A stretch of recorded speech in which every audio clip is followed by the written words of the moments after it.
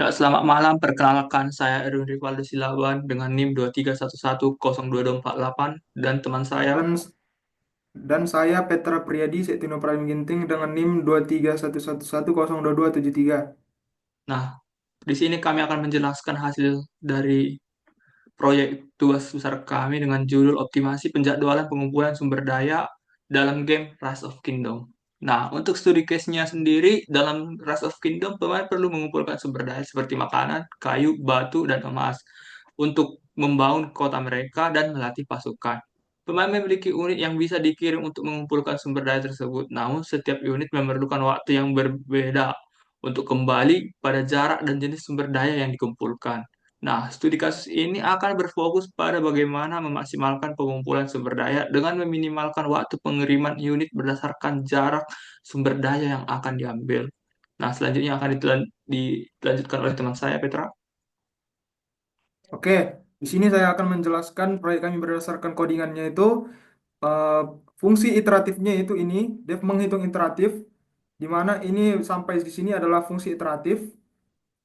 Pada bagian fungsi ini merujuk pada perhitungan waktu perjalanan yang akan dilakukan dengan operasi matematis, dilakukan dengan tanpa menggunakan rekursi sama sekali, dan tidak ada loop eksplisit memang di dalamnya ini, tapi ada sifat iteratif yang digunakan, yaitu berasal dari fungsi mengalihkan jarak, distance jaraknya di fungsi ini, yang mana pada travel time desimal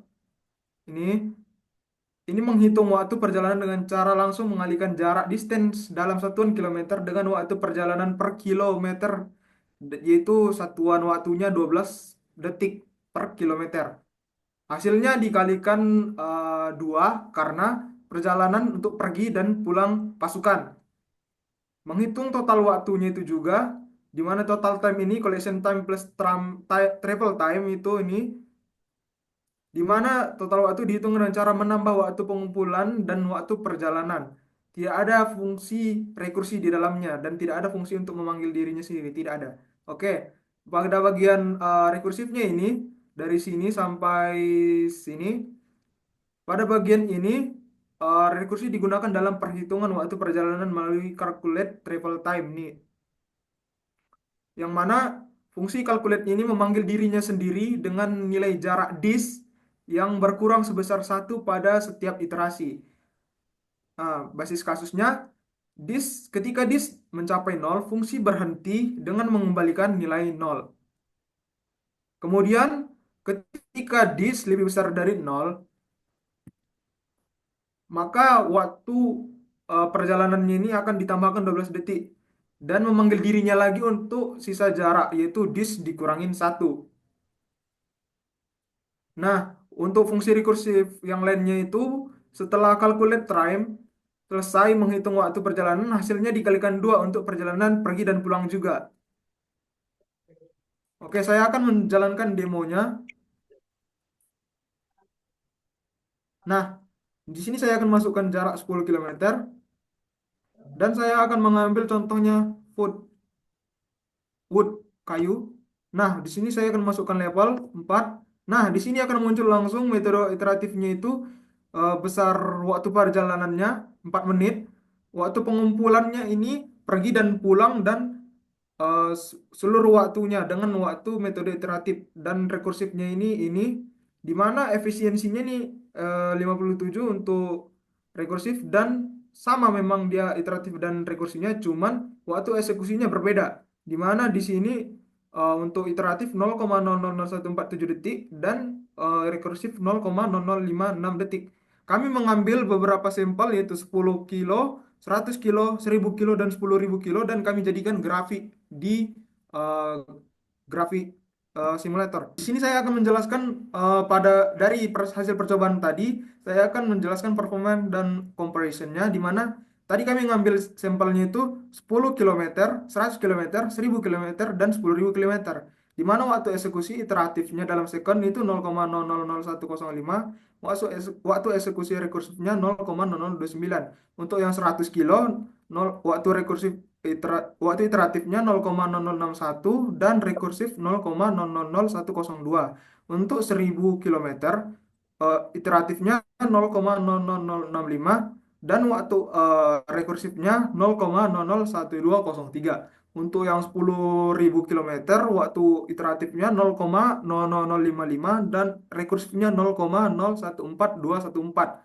Nah, dari hasil percobaan-percobaan kami membuat diagramnya, membuat grafiknya seperti ini, di mana warna orange ini adalah rekursif, yang mana dia meningkat semakin besar, jaraknya dia semakin meningkat, dan iteratif ini dia mendekati nol, tapi bukan nol.